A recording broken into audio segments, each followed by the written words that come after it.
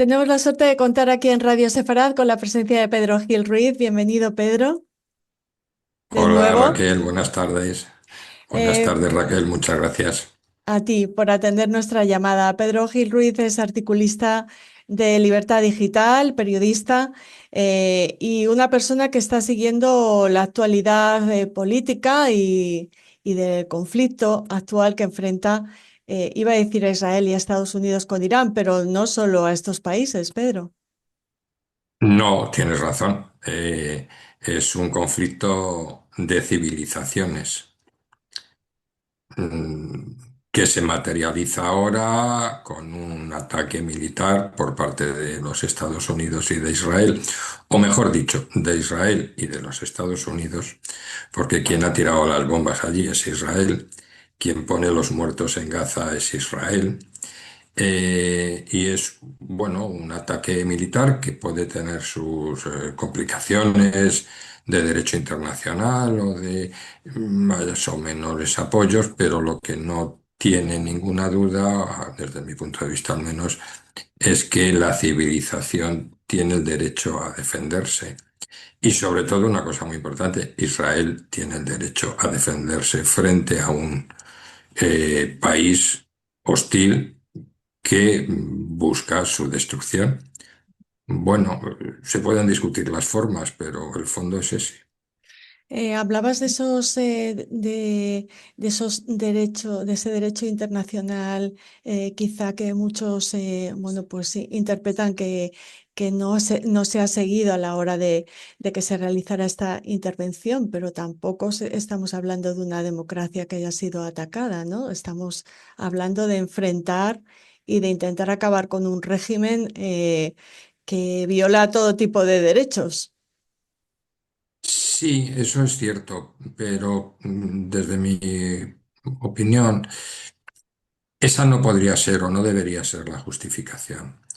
Es decir, yo no puedo como país atacar a otro país por el hecho de que considere que no respeta los derechos humanos en ese país o que agrede a su población. Solamente eso no es un motivo, porque si fuese por eso, pues podrías justificar un ataque a Corea del Norte, a Yemen, inclusive a China, ¿no? Es decir, eso no es un motivo desde mi punto de vista, ¿no? Lo que sí es más, ¿cómo decirte?, más coherente, es que además lo acabo de leer ahora, Raquel, me lo ha mandado un amigo, un artículo de Teresa Frisás, que es una catedrática que, bueno, estuvo en todo el proceso contra el proceso independentista catalán, y ella habla del derecho a proteger.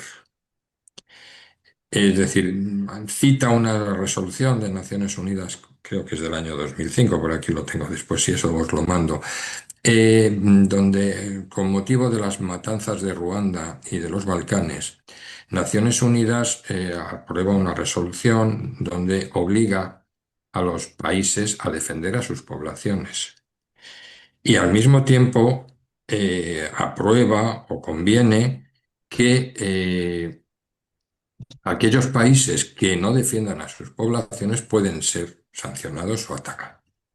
Y dice también Teresa Freixas en su artículo que, bueno, todo esto tiene un procedimiento de las resoluciones del Consejo de Seguridad de Naciones Unidas, etcétera, pero que eso no puede ser nunca. Esas formalidades, entendamos formalidades porque la ley no es una formalidad, no es lo que nos ha protegido desde la Segunda Guerra Mundial. Esos procedimientos no deben invalidar o impedir que se actúe de una manera eficaz para defender a esas poblaciones. Y ella dice que en el caso de Irán estaríamos en esa situación, ¿no? Es decir, el derecho a proteger.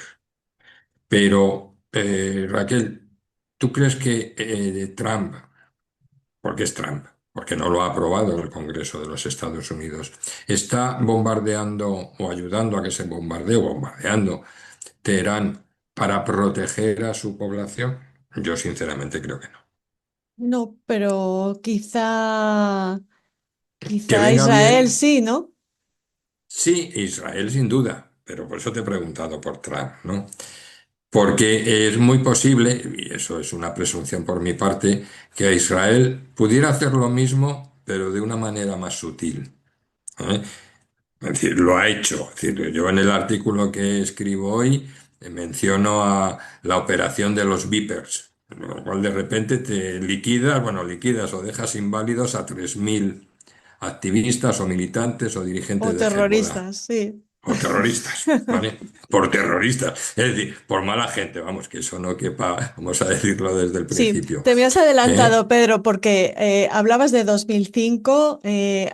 Yo Mm. te iba a invitar a nuestros oyentes a que viajáramos a ese 2002 del que hablas en tu artículo, cuando, Ah, según tu teoría, tu hipótesis, Israel empieza, bueno, a preparar operaciones de inteligencia con vistas a ese enemigo que es y que era y que esperemos que no sea durante mucho tiempo Irán, ¿no? ujú. Sí, a ver, yo me he estado documentando un poco para escribir el artículo que se publica hoy, porque como decía Francisco Umbral, yo realmente estoy hablando contigo, pero lo que quiero es que se lea mi Por artículo. supuesto. Y por eso te Es hemos una, llamado, porque nos es una parece muy broma. interesante el artículo. Es una broma. Eh, y entonces, documentándome un poco, eh, es un artículo que yo leí en el Financial Times, que se ha publicado hace unos días y que se ha reproducido mucho en alguna prensa, pues simplemente copiando, ¿no? Digamos, yo lo que he hecho ha sido documentarme un poquito más, ¿no? Entonces, lo que sí hay es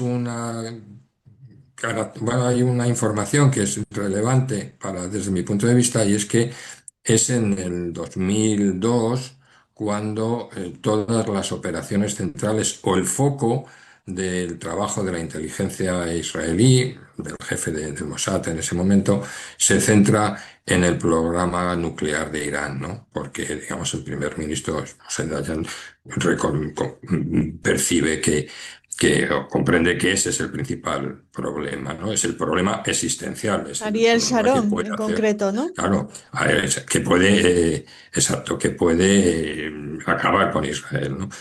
Y bueno, en ese sentido es muy interesante observar cómo un trabajo de muchos años, al final, ofrece los elementos de inteligencia y suficientes como para poder hacer las cosas que ahora mismo está haciendo Israel, ¿no? Es decir, que en junio del año pasado lancé un ataque selectivo y fulmine y elimine a cuarenta y tantos responsables iraníes entre militares y científicos nucleares.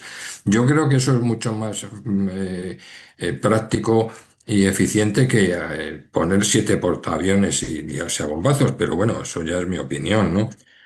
Porque, Raquel, sigues bombardeando Teherán, debilitas extraordinariamente al régimen teocrático, pero ¿vas a provocar un cambio de régimen solamente bombardeando? No. Es decir, o llevas tropas ahí y apoyas a la población y a la oposición, o eso es muy complicado hacer. Y si llevas tropas, se va a generar una crisis política en Estados Unidos porque el presidente Trump hizo su campaña diciendo, oye, nosotros no queremos saber nada de estas cosas. Es más, el presidente Trump afirmó que la democracia no se puede llevar a aquellos países que no quieren la democracia, ¿no? Entonces, Sí, también dijo que iba a ser el presidente que no iba a llevar a Estados Unidos en ninguna guerra, ¿no? claro, entonces esta Hablemos de imprevisibilidad. esa, claro, hablemos de esa inestabilidad de Trump. ¿Cómo aplicas, bueno, pues esa prudencia que tenemos que practicar cuando hablamos del presidente de Estados Unidos a este conflicto actual, a esta guerra contra Irán? Pues,